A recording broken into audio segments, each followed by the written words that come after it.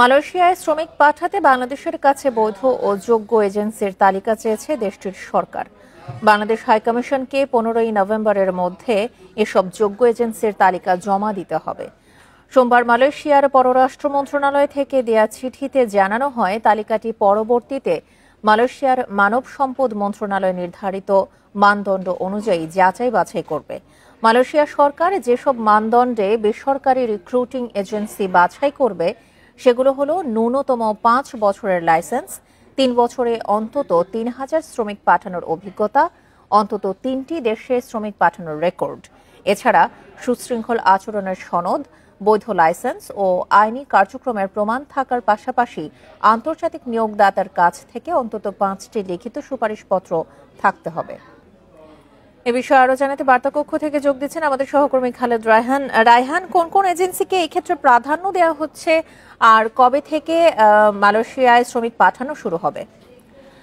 দেখুন, বিষয়টি হচ্ছে যে বাংলাদেশ থেকে মালয়েশিয়ার শ্রমিক পাঠানোর যে বিষয়টি, সেটি কিন্তু বেশ কিছুদিন ধরেই খুব ধীরগতি সম্পন্ন ছিল এবং তারই ধারাবাহিকতা আমরা দেখেছি যে চলতি বছরের মে মাসে বাংলাদেশ এবং মালয়েশিয়ার তাদের মধ্যে কিন্তু একটি বৈঠক অনুষ্ঠিত হয় 21 এবং 22 তারিখ, এবং সেখানেই মালয়েশিয়ার সরকারের পক্ষ থেকে বলা হয় যে বাংলাদেশ থেকে তারা নতুন করে লোক নেবেন এবং সেই সংখ্যাটা অন্যান্য দেশের সাথে সামঞ্জস্য করে নেওয়া হবে। আগে আমরা দেখতাম যে ভারত, নেপাল, মিয়ানমার সেই সকল দেশ থেকে বেশি লোক মালয়েশিয়া নেওয়া হতো, সেক্ষেত্রে বাংলাদেশকে একেবারে কম প্রাধান্য দেওয়া হতো। এটি গত কয়েক বছর ধরে হয়ে আসছিল।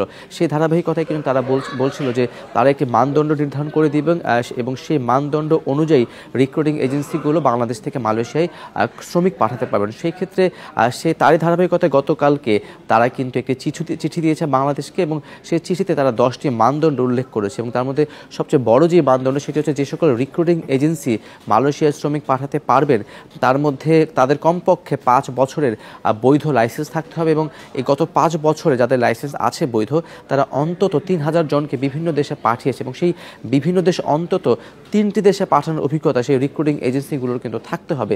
এবং একই সঙ্গে যারা এই লোকগুলো পাঠাবেন বা যে সকল রিক্রুটিং এজেন্সি, আমরা জানি যে বিভিন্ন রিক্রুটিং এজেন্সির বিরুদ্ধে বিভিন্ন রকমের মানব পাচার থেকে শুরু করে তাদের বিরুদ্ধে অসদাচরণের বেশ কিছু অভিযোগ থাকে। তো যে সকল রিক্রুটিং এজেন্সির এই অভিযোগগুলো রয়েছে তারা কিন্তু আসলে এটি করতে পারবে না, তারা শ্রমিক পাঠাতে পারবে না। সেক্ষেত্রে 15 তারিখের মধ্যে কিন্তু একটি তালিকা করতে বলা হয়েছে এবং সেটি কিন্তু বাংলাদেশ সরকারের রিক্রুটিং এজেন্সি যারা রয়েছেন তাদের পক্ষ থেকে একটি তালিকা করে সেটি কিন্তু মালয়েশিয়াতে পাঠাবে এবং পাঠানোর পর তারা সেটিকে যাচাই বাছাই করে, তারা যে 10টি মানদণ্ডের কথা বলেছেন তারপরে তারা সেই অনুযায়ী বাংলাদেশকে অনুমোদিত করবে এবং সেই রিক্রুটিং এজেন্সিগুলো থেকে অনুমোদিত করবে। গতকালকে চিঠি ইস্যু করার পর আমি বেশ কয়েকটি রিক্রুটিং এজেন্সি মালিকের সঙ্গে কথা বলেছি।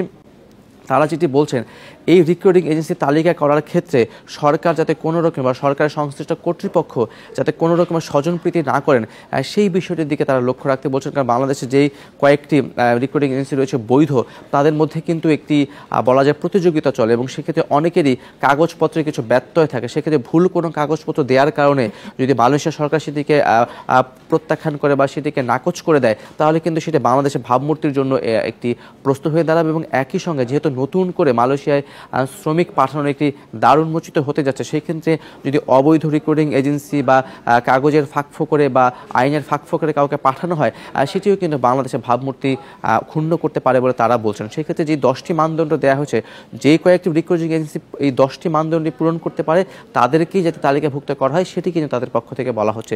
সেক্ষেত্রে বলা যায় গতকালকে চিঠি ইস্যু করা হয়েছে, 15 তারিখে সেই তালিকা দেওয়া হবে এবং তার পরবর্তী যে সিদ্ধান্ত সেটি খুব দ্রুত সময়ের মধ্যে মালয়েশিয়ান সরকার তারা অনুমোদন করবে বলেই কিন্তু সংশ্লিষ্ট কর্তৃপক্ষ যারা রয়েছেন তারা আশা প্রকাশ করছেন। বার্তাকক্ষ থেকে সবশেষ তথ্য জানাচ্ছিলেন আমাদের সহকর্মী খালেদ রায়হান।